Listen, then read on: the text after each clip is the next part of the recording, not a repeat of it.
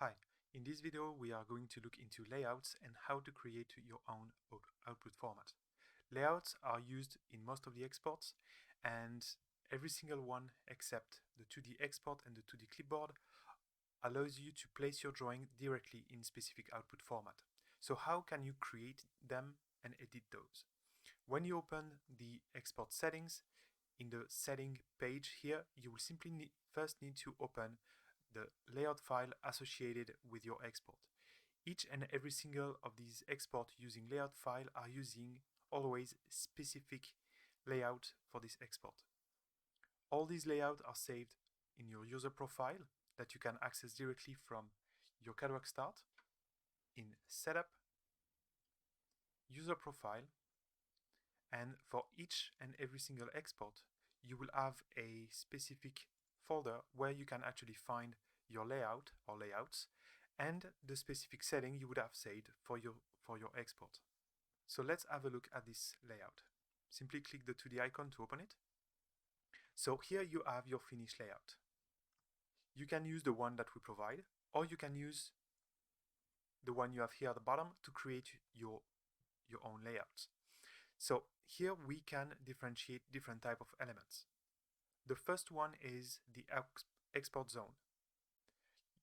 The zones are differentiated by their names.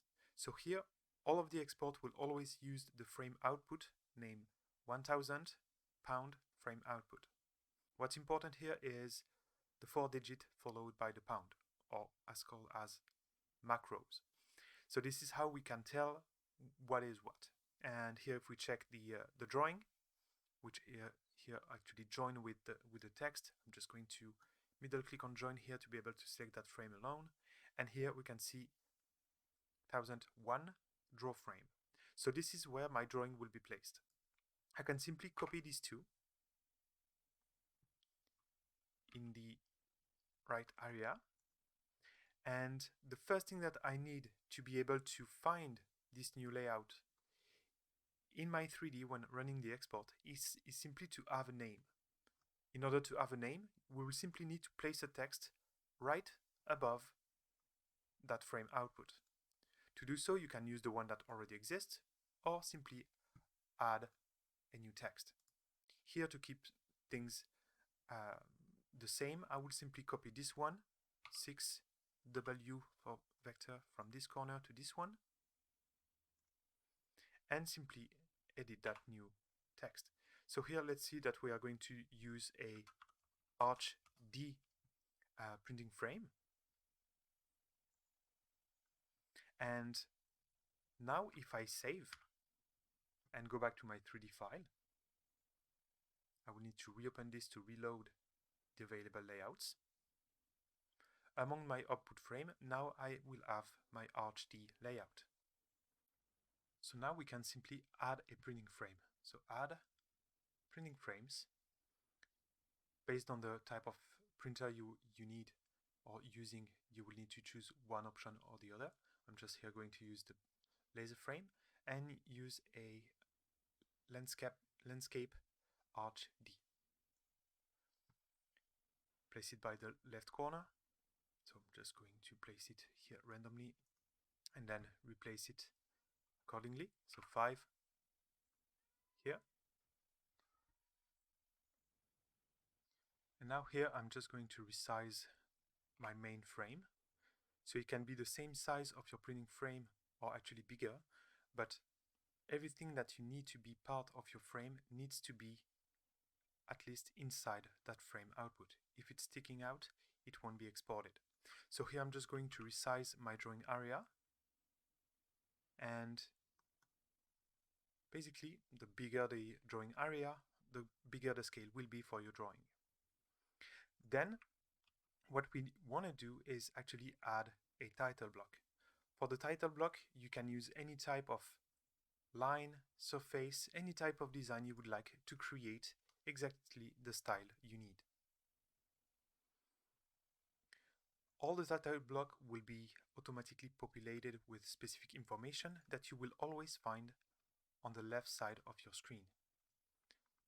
Among those, we will have macros or text description, which based on the export you are using might be a bit different. All of them will always have access to the project data, geolocalization of your project, as well as specific outputs such as the export date, the file of the 3D it comes from. So based on the information you like to display on your drawing, you will simply need to copy this text in your frames. What's important about this layout is, or these macros, is to keep always the first, like the 4-digit code followed by the pound sign.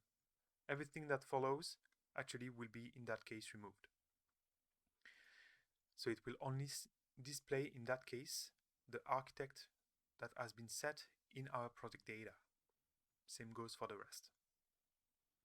So here you can of course change the font, the size, the color, everything you want, including the text orientation. One thing that is important about macros is that the text that is inside will always change in length. And based on where that text is placed in your title block, you might want to justify the text to the left, to the middle, or to the right. This is something that you can do on any text you will select using modify, reference point, and here changing the reference point. In our case, it's set to undefined, so by default it will always be the bottom left corner, meaning that my text here will always start at the same line and simply extend with the text. Then comes the logos. Logos come from your logo file you've assigned to your 3D in the project data when first starting the project or directly in your init. We will come back to how you can create the 3 logo afterwards, but here let's just look into how you can actually add that logo in your layout. Basically what you need to is simply place one of these arrows based on how the logo should be imported. If I show you here the current logo that should be used here with logo 1, so if I simply go back to my 3D file, move to my project data, logo file, and here if I opening this logo here, so this is also a type of layout. I have here 3 available logos. Basically here, whatever is placed inside the frames name after the logo, so logo 1, logo 2, and logo 3, belong to that logo. So here, for example, we simply have our information inside logo 1, and based on which arrow you are going to use, the logo will be either placed by the bottom left corner, top left, top right, and bottom right corner. So simply, according to the location of the logo on your title block, you would choose one arrow or the other. So here, let's say that I would like to place this right below the text I have. So I will simply here place my logo right in that corner. Now that this is done, I can simply save, and coming back in my 3D, simply going to choose here a view I would like to export, shop drawing. In my setting here, I'm still using my Arch D, and export with layout.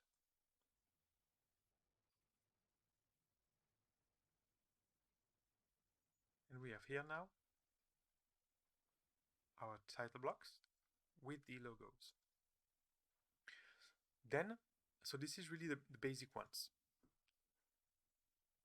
All the other exports will have different frames available, but they are basically always built the same. Let's look into, for example, the piece-by-piece drawing. We might not create example for each of them, but simply see the specific title or area we have access to. There will always be in the available frames. For example, here in piece-by-piece drawing, you have a bit more options available. You have end types, left and right, axonometry, and some QR codes. For the main output here, it's still the same name, and the drawing output, here be careful, you see the frame draw piece is no longer the same name as the drawing area for output 2D. So if you are drawing and making layout in one specific export and copy this to use in others, you want to make sure that the frame you are importing are actually compatible and correctly named after the one that should be used in here. If they are not using the right names, you will be able to change their name simply by going modify, attributes, name, and here, according to the name that is here, simply select the right name and type left and right. This simply brings information from the end types according to how the end type was set in the 3D with dimensions and preset drawings. If you need to, you could actually, or if you want to, you can also update and change these looks, because what we are actually here importing, it's simply whatever is written here. We set the name using that macro coming from the 3D file, using the different parameters to give dimensions here, but everything else here could be changed as long as it is placed inside a frame that correspond to actual drawings. I will here add the frame we've made for the previous import and make this modification right away. So simply going back here, selecting these, an active point, Control C to create a temporary clipboard, coming back to my piece by piece drawing, and 3 and 1 to copy the result. Just going to place that here, and right away I'm going to change the name of this one to match what is needed in my piece by piece drawing. So modify, attributes, name, and I need to use the 6001. In piece by piece drawing, you will notice that there is more macros available, simply because this export allows you to export element one by one according to their production numbers. So you will be here able to access all the information about the element, from its material, its name, to all other type of attributes, including user attribute and script field attributes. Just for you to know that if you were to use more user attributes that currently available in the layout, you can still create your own macros using the information that are displayed here. Same goes for the script field attributes. So here I will be adding some of these end types, axonometry, and QR codes in my area. So it's always like we copy and then we edit. Here, if you would like to have, I'm just going to place that on the right hand side, this one on the left side. So here you can always change the color of these frames if you don't want to see the borders, and if you would like to have like any color, you can set them. And if you want the color to be actually invisible, so you want to have an opaque outline, what you can do is simply use color here 256. Here it is. Because the advantage of this is it still shows the element in the layout, so you can tell here that there is actually a specific area, but when you export that to your 2D, those one won't be shown. Or actually they will be here, but you won't be able to see them. Here we have an axonometry. I'm going to place right above here, stretching that like this, and same goes for the color, 256. And here we have our QR code. For the QR code, there is something a bit specific about them. They will actually display information coming from the element when you scan them. And in order to have this information in, you simply need to place information coming from the macros. So here, for example, we could be adding the production number here. Could add its weight, material, and why not the project name.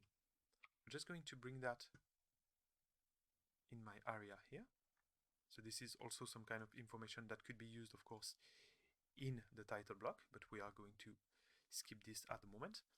And here simply we will have to place those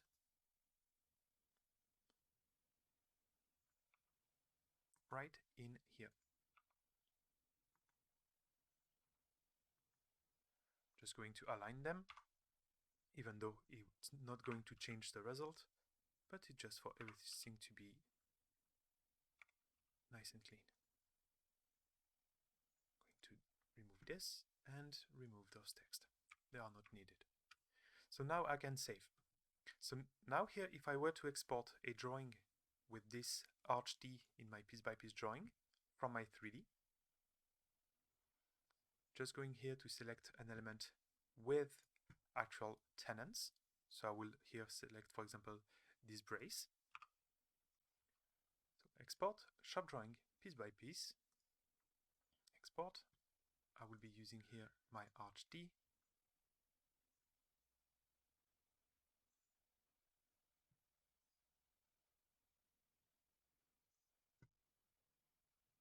So here we have the drawing with the axonometry, the drawing itself with automated dimensions, the information about the tenant, so the name that was set in the 3D and the different dimensions here. Here you see that I think that there is something that I could change, that this text seems to be anchored to the left, but they should be actually always in the middle. So this will be a quick modification, simply changing the reference point as we've seen earlier. So here I just need to come here and edit all these text. So here I will Control A by C to select all by color, and here modify, reference point, and here centered. That would be best this way. And then here we have the other side, and here the QR code that you can actually scan to have information about the element according to the macro you've placed inside. So piece-by-piece drawing also is pretty easy to create for the layout. The other ones that are a bit more specific will be export solid and containers. They are made exactly in the same way. And then the wall, which is just a bit more specific because there is several pages that can be exported. The only thing that is really specific to the export solid and containers that we are going to look into are simply the list. And this is something that we are not going to create example because it's also available in the 3D for the wall export. But the way list needs to be exported, it's simply again using frames. So if you want one list, you can simply place the list 1 here, and inside the list you have actually an arrow. This arrow is used for the list alignment. So you can actually move it and rotate it 90 degrees in any corner to change the location of the list, so how the list will be placed in that frame. And the only thing you need to do is simply bring that list or frame into the page, or as you can see here in this example, on the page next to this one. You see here that this is the first export where you can actually have the output frame around multiple printing frames. This way you could have here the information with your actual drawings, and on a separate page you will have your list and additional information. So if we look into wall shop drawings, the thing is, let's first generate a wall. Now that we have a wall, the thing is, for the wall shop drawing there is a specific thing that is called layer allocation. So here, if I were to select my framing and use my element model setting, in output setting I can assign my element to different layers. And this allows you actually to have specific element placed on different drawings. So you will have frame drawings and layer drawings from the reference side and from the opposite side. So basically you have 3 categories of drawings, And for the structure, you will be able to export your drawing from the reference side of the wall or the opposite side. So if we were to go in the wall shop drawings and open the layouts,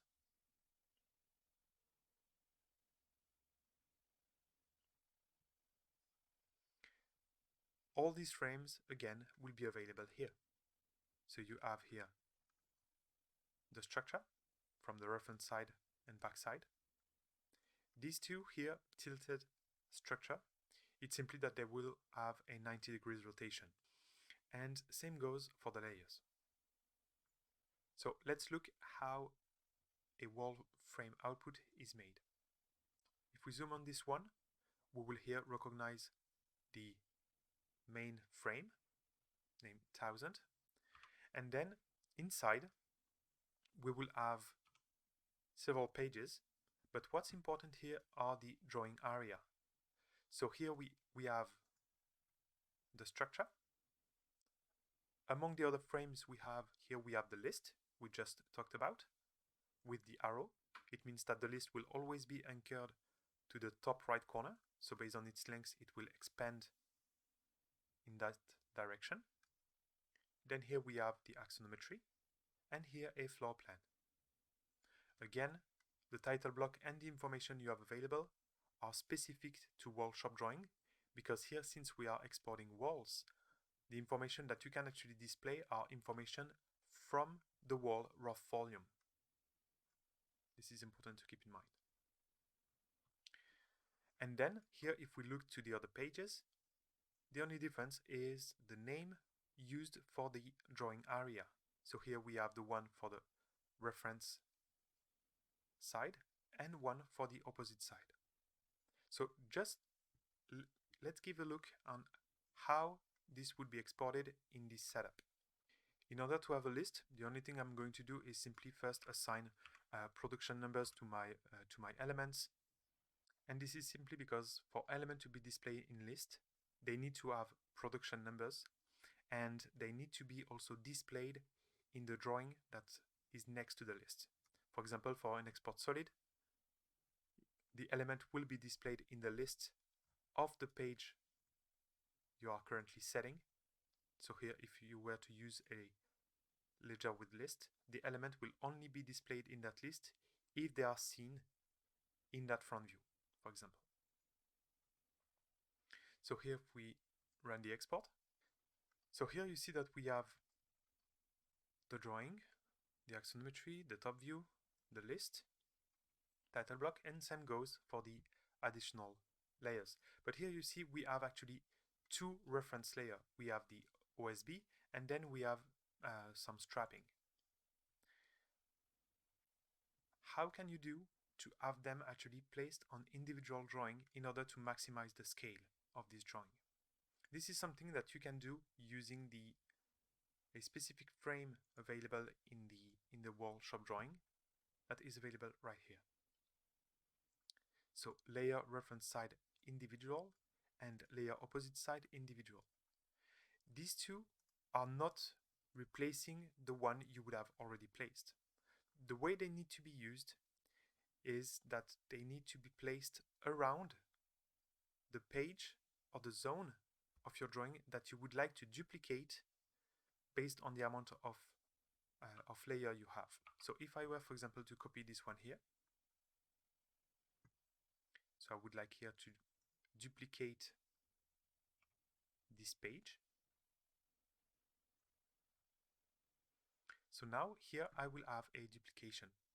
One thing that is important about that duplication is it can happen horizontally or vertically. So we have here to select the best option based on the layout we have. Here, if we add an horizontal copy, it will actually overlap with this one. So here we would need actually to set that to be a vertical copy. This is something that can be done directly in your 3D file, in your wall shop drawing export, in the advanced options. You have here towards the bottom, you have individual one printing frame per layer, and you can change the alignment. So here you see currently I'm set to horizontal alignment. This is simply because usually I would be using not this one, but this one that is already made for this.